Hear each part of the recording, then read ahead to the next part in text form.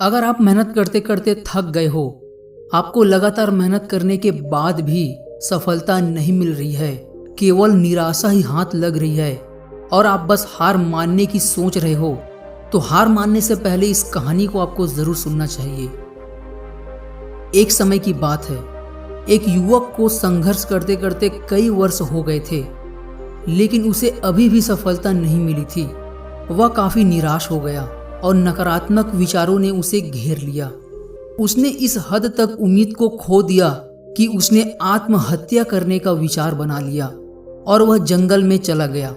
वह आत्महत्या करने जा ही रहा था कि अचानक एक संत ने उसे देख लिया और संत ने उससे पूछा कि क्या बात है, तुम इस घनघोर जंगल में क्या कर रहे हो?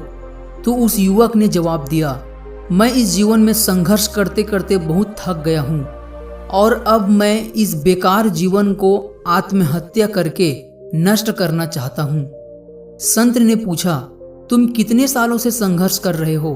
उस युवक ने कहा, मैं पिछले 3 सालों से मेहनत कर रहा हूँ, पर मुझे न तो कहीं नौकरी मिली और न ही मैं किसी परीक्षा में सफल हो सका हूँ। मैं हर बार फेल हो जाता हूँ। संत ने उस युवक का आत्मविश्वास बढ़ाते हुए कहा, तुम्हें नौकरी भी मिलेगी और तुम अपने जीवन में सफल भी हो जाओगे। तुम निराश मत हो और कुछ दिन और प्रयास करो। युवक ने कहा, नहीं महाराज, मैं किसी भी काम के योग्य नहीं हूँ। अब मुझसे कुछ नहीं होगा। मैं और मेहनत नहीं कर सकता। मेरा सब्र का बांध अब पूरी तरह से टूट गया है। जब संत ने देखा कि युवक पूरी तरह से हिम्मत हार चुका है, तो उसने युवक को एक कहानी सुनाई और उसने कहा, एक बार एक बच्चे ने 2 पौधे लगाए थे। एक बांस का पौधा था और एक नीम का। नीम के पौधे में कुछ ही दिनों में पत्तियां निकल आई और नीम का पौधा 1 साल में काफी बढ़ गया, लेकिन बांस के पौधे में 1 साल में कुछ फर्क नजर नहीं आया। लेकिन वह बच्चा निराश नहीं हुआ। दूसरे साल में भी बांस के पौधे में कुछ नहीं हुआ, लेकिन नीम का पौधा और भी ज्यादा बढ़ गया। लेकिन वह बच्चा फिर भी बांस के पौधे को लेकर चिंतित नहीं हुआ। तीसरे और चौथे वर्ष भी बांस का पौधा वैसा ही रहा और नीम का पौधा बढ़ते ही गया, लेकिन वह बच्चा निराश नहीं हुआ, क्योंकि वह बच्चा जानता था कि जब बांस का पौधा बढ़ेगा तो वह नीम के पौधे से भी बड़ा होगा।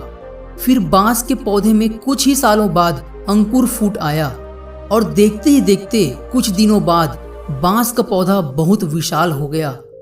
बांस के पौधे को अपनी जड़ों को मजबूत करने के लिए 4 से 5 साल लग गए और वह इतना विशाल हो गया कि वह बच्चा उसे देखकर बहुत खुश हो गया और उसे अपने किए गए काम का फल भी मिल गया।